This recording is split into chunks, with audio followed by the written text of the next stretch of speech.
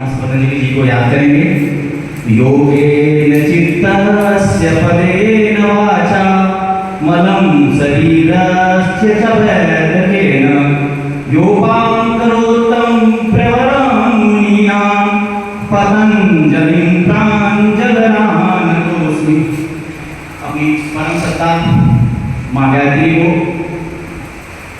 उदयी माँ सूर्य को ध्यान करते हुए मैं यहाँ पर उपस्थित जो हमारे इस मोनाली यूनिवर्सिटी के गुरु कह लीजिए, चांसलर कह लीजिए, कुलाधिपति कह लीजिए, doctor MK. Singh ji, professor doctor Mohammad Javed जी, colonel BP. Singh ji, professor doctor Jaideep Kumar ji, mister इतियास Khan जी, प्रोफेसर योगेश पाल सिंह जी, रोहित शर्मा जी, और इन सबसे ज़्यादा हमारा सबसे योग करवाने वाले सुनील कुमार जी, क्योंकि जोड़ने का काम जो करता है वही सबसे बड़ा योगी होता है।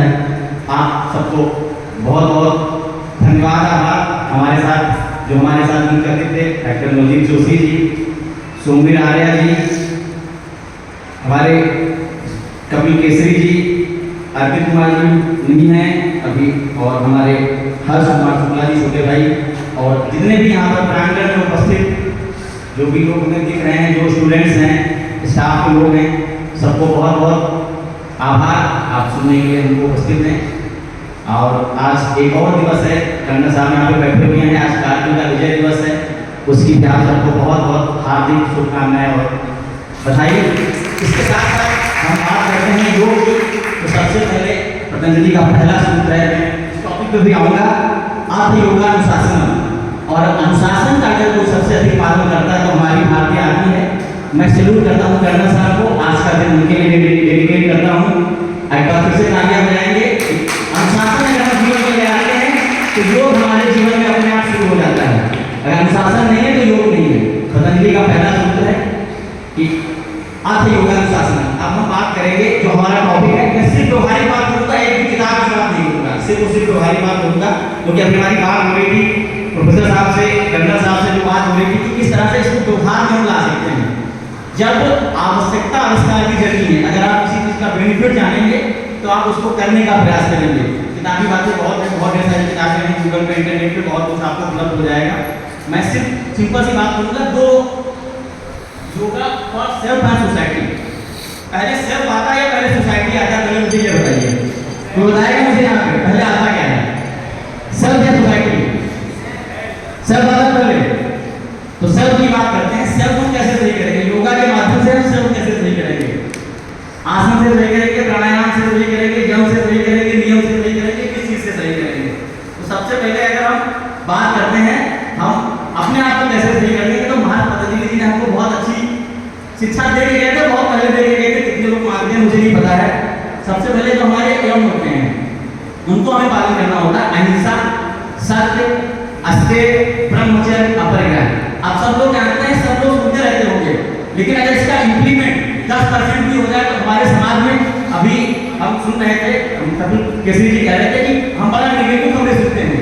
अगर 10% इनका इम्प्लीमेंट हो जाए तो अखबार से नेगेटिव खबरें गायब हो जाएंगी। जो घोटाले की हजारों को घोटाले खबरें आती हैं, अपरिग्रह का पालन करते हैं तो घोटाले खबरें दूर हो जाएंगी। जो रेप की खबरें आती हैं, ब्रह्मचर्य का पालन करते हैं, रेप की खबरें पूरी गायब हो जाएंगी। अस्तेय का पालन, जो हम देखते हैं लोग चोरी करते हैं, डकैती करते हैं, अस्तेय का पालन करते हैं, तो अपने आप सारी चीजें दूर हो जाएंगी। और सबसे लास्ट बात आती है हिंसा की, जो हम मर्डर देखते हैं, जो कुछ भी देखते हैं, पढ़ते हैं, अगर हिंसा का पालन कर लें तो सब दूर हो जाएगा। लेकिन वो बात वही है कि इम्प्लीमेंट करने की बात है, सिर्फ कहने और पढ़ने की बात नहीं है।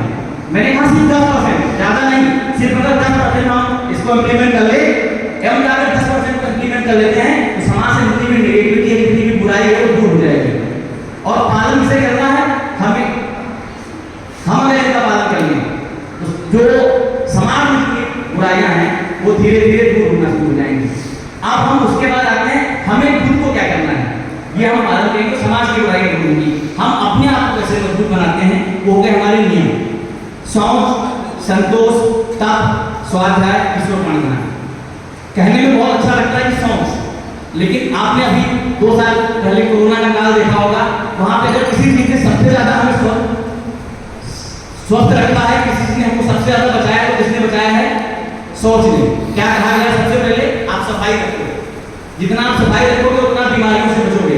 महात्मा पतंजलि जी 5000 साल पहले कह गए थे कि आप सोच का अच्छा अंता सोच उपाय सोच का अगर अच्छा से पालन करोगे तो आप सारी की सारी आपकी जो समस्याएं हैं वो दूर हो जाएंगी। संतोष की बात कही गई, जो प्राप्त है पर्याप्त। एक बहुत बड़ी आपको बात बताता हूँ, आपको सुनने में बड़ा अजीब लगेगी। आज का जो डिप्रेशन है वो सिर्फ क्या है, हमारी जो अपेक्षा है और जो हम हैं उनके बीच का जो गैप है डिप्रेशन है। हमारी मानसिक समस्याओं का सिर्फ एक जड़ है, एक ही जड़ है कि जो हम हैं और हम जो चाहते हैं उनके बीच का जो गैप है वो हमें मानसिक बीमारियों, सारी मानसिक बीमारियों, चाहे डिप्रेशन हो, चाहे वो चिंता हो, चाहे वो एंजाइटी हो, अगर जो प्राप्त है वो पर्याप्त है उसको हम ले आए। जो संतोष में महात्मा पतंजलि जी बहुत पहले कह गए थे, सारी की सारी समस्याएं अपने आप दूर करेंगी, सारी की सारी। तब क्या मतलब क्या है, तब का मतलब यदि आपको बहुत दिन भूखे रहना है, तब का मतलब होता है अपने आप को तपाना। आपने तब का नाम सुना होगा, सोना होता है, जितना ज्यादा उसको तपाया जाता है उतना ज्यादा उसकी कीमत बढ़ती जाती है। जितना ज्यादा अपने आप को परिष्कृत करेंगे, परिमार्जित करेंगे, अपने आप को ठीक करेंगे। हम क्या होता है, हमने एमए कर लिया, एक बार पढ़ाई कर ली, फिर हमने सोच लिया बस हमको सारा ज्ञान मिल गया। हमको अपने आप पे रोज धार लगानी होती है। तलवार तभी काट सकती है या चाकू तभी काट सकती है जब उसको रोज धार लगाएंगे। तब क्या है, अपने आप को रोज धार लगाना, अपने आप को रोज तपाना है, वो हो गया हमारा तप। उसके बाद स्वाध्याय आ गया। स्वाध्याय का मतलब सिर्फ पढ़ना नहीं होता है, अपना अध्ययन करना होता है। हम कई बार बोलते हैं, अभी एक बात सर हमारे बता रहे थे राघव सर कि किसी ने कहा कि हम कुछ देखा हमने हम आईएएस बन जाएंगे, लेकिन अगर हम अपना स्वाध्याय ही नहीं करेंगे तो हम आईएएस नहीं बन सकते हैं। कभी बार ऐसा होता है ना कि हम गलत जगह पे काम करना शुरू कर देते हैं। हमें सबसे पहले अपनी शक्तियों को जागृत करना चाहिए, उसके बाद सही दिशा में प्रयास करना चाहिए। वो होता है स्वाध्याय, खुद का अध्ययन करना, स्वाध्याय। तो सबसे लास्ट आता है ईश्वर प्रणिधान। ईश्वर प्रणिधान के बारे में मैं कहूँगा कि जितनी भी सामाजिक समस्याएं हैं, जितना भी आपको मानसिक टेंशन होता है, आप देखते हैं, आप दूसरे को पूजन करते हैं, अगर आप अपना समर्पण करते हैं, तुरीयम वस्तु गोविंदम समर्पयामि, जो आपका है, जो भगवान का है, जो आपने दिया वो आपको समर्पित है। अगर आप अपने आप को ईश्वर की तरफ समर्पित करते हैं तो आपकी जितनी भी समस्याएं हैं, मुझे लगता है वो समस्याएं खत्म होती जाएंगी, आपको उनका निराकरण मिलना शुरू हो जाएगा। ये दो चीजें मैंने कहा, यम और नियम। बात वही होगी कि हम बच्चों को समझाएं कैसे। सर एक बात है, बच्चों को कैसे समझाएं। हम बच्चों को क्या बताते हैं, कोई ये नहीं कहता बच्चों को लिए हम अच्छे आदमी बने, हम कहते हैं बड़े आदमी बनो, बहुत पैसा कमाओ। हम जब बताते ही नहीं अच्छे आदमी बने तो अच्छा आदमी उम्मीद कैसे कर सकते हैं कि अच्छा आदमी उनको मिलेगा, हमारे बच्चे अच्छे आदमी बनेंगे। हम कहते हैं किसी भी तरीके से एंड प्रकार खिलाड़ी बन जाओ, यूट्यूबर बन जाओ, कुछ भी बन जाओ, अच्छा पैसा कमाओ। 10% लोग भी ऐसे नहीं होते जो अपने बच्चों को बताते हैं अच्छा आदमी बनो। अच्छा आदमी बनने की परिभाषा जो है महात्मा पतंजलि जी 5000 साल पहले बचा गए थे, किस तरह से आपको करना है, कैसे बनना है। अब ज्यादा आप लोगों का समझ में लेते हुए मैं जो अष्टांग योग है, समाज और सेल्फ की जो बात हुई कि ये आपको मैंने बताया सूत्र कि इन सूत्रों का पालन करते हैं तो समाज भी अच्छा रहेगा और हम भी अच्छे रहेंगे। अब खुद को हम कितना अच्छा बना सकते हैं और खुद को अच्छा बना करके उसका इंप्लीमेंट कैसे कर सकते हैं समाज में, क्योंकि कहा गया ना कि सबसे पहले चैरिटी बिगिन फ्रॉम होम। हम जो अगर कहीं कुछ करना चाहते हैं तो अपने आप से, अपने घर से शुरू करिए, खुद से आप शुरू करिए। जैसे कई बार बात की क्या योगी बहुत अच्छे हैं, योगा बहुत अच्छा कराते हैं, लेकिन खुद नहीं करते हैं, तो खुद करना बहुत जरूरी है। हम जितनी बातें हमारे आपसे कह रहे हैं, अगर हम कल आपको ये करते हुए ना दिखाएं, बहुत ढेर सारे योग गुरु, बहुत सारे योग टीचर ऐसे मिलेंगे जो बहुत बड़ा बड़ा एम्पायर खड़ा किए हुए हैं और बड़ा उनके बारे में खबरें आपको अखबारों में पढ़ने मिलेंगी, कितने बड़े योगी हैं, वहीं से उनका आपको उनका आनंद करना शुरू कर सकते हैं। तो सबसे पहले जरूरी है हम खुद उस चीज को करें, सबसे बड़ी बात। तो अब आप लोग कहते होंगे योग क्यों किया जाए। एक तो ज्यादातर लोग यहाँ इसलिए बैठे होंगे कि योग रोजगार के लिए किया जाए, नौकरी पाने के लिए योग किया जाए। कुछ लोग ऐसे भी होंगे कि योग अपने शरीर को फिट करने के लिए किया जाए। मैं खुद योग में जो है अपने शरीर को फिट करने के लिए आया हुआ था। मैं पहले बहुत बीमार था, साइंस का स्टूडेंट था और वो ऑफिस एमएससी कर रहा था इलाहाबाद यूनिवर्सिटी में। बहुत दुबला होता 40-42 किलो का हुआ करता था, मास्टर मेजर में था। तो मैं हरिद्वार घूमने आया हुआ था, देव संस्कृत विश्वविद्यालय के पहले बैच का स्टूडेंट हूँ मैं। तो खुद योग बहुत ढेर सारे लोग यहाँ पे इसलिए भी होंगे कि योग रोजगार के लिए किया जाए, लेकिन योग बना नहीं। योग की परिभाषा में सब लोगों ने बताया कि योगा कर्मस कौशल, जो कर्मों में कुशलता ही योग है। आप जो कुछ भी करते हैं, जब उसको कुशलता पूर्वक आप करें तो वो योग हो जाता है अपने आप। जरूरी नहीं कि आप आसन करें, प्राणायाम करें या बाकी चीजें करें। अगर आप कुशलता पूर्वक कोई भी चीज करते हैं तो अपने आप योग हो जाती है। दूसरी बात आती है बैलेंसिंग, समत्व योग उचित, जो समता पूर्वक किया जाए, शरीर और मन के साथ कोऑर्डिनेशन बनाते हुए किया जाए, वो योग हो जाता है। फिर हम बात करते हैं कि महात्मा पतंजलि जी को जरूरत क्या पड़ेगी अष्टांग योग बनाने की। सब लोग तो आराम से अपने आप अच्छे तरीके से रह रहे हो, सबका जीवन बढ़िया से चल रहा है, क्यों योग की जरूरत पड़ गई? तो उसके लिए महात्मा गांधी ने योग बनाया, कॉन्शियस टू सुपर कॉन्शियस। हम नॉर्मल इंसान हैं, आप किसी व्यक्ति को देखिए जो किसी बड़ी पदवी पे है, आप वाइस चांसलर सर को देख लीजिए या अपने जोड़ी सर को देख लीजिए, आप उनसे ज़्यादा मेहनत करते हैं, इनका शरीर इनका मन आपसे ज़्यादा मजबूत है, ये ज़्यादा बैलेंस है, आप उन परिस्थितियों को झेल नहीं सकते, वो इन परिस्थितियों को झेल सकते हैं। ऐसे आप देख लीजिए देश के प्रधानमंत्री को देख लीजिए, देश के राष्ट्रपति जो हैं, राष्ट्रपति महोदय, उन्होंने कितनी तकलीफ झेली आज, बच्चे की उनकी डेथ हो गई, हस्बैंड की डेथ हो गई, किस तरीके से वो रही। तो जो जितना पहुँचता है वो उतना ज़्यादा तब तक के पहुँचता है। तो महात्मा गांधी जी ने योग को क्यों बनाया?